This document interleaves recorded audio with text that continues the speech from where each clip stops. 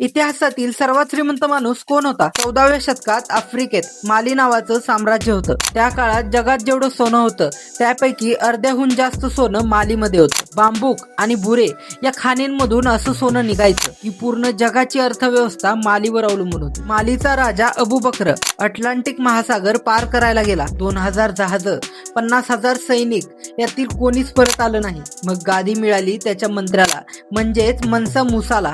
मुसा हुशार होता.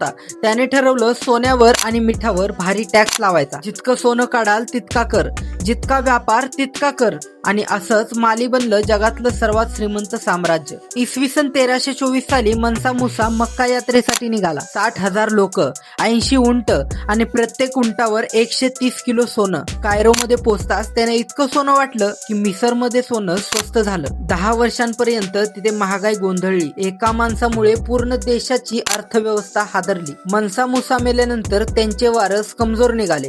भ्रष्टाचार, जास्त कर आकारणे, बंडखोरी करणे आणि काही दशकात मालीचं साम्राज्य नष्ट झालं. मनसा मुसा केवळ श्रीमंत नव्हता, तो इतिहास बदलणारा माणूस होता. ज्याच्या खिशात इतकं सोनं होतं की त्याला मोजणंही अशक्य होतं. जर आज तुला मनसा मुसा एवढी संपत्ती मिळाली तर तू काय करशील? मला कमेंटमध्ये नक्की सांग.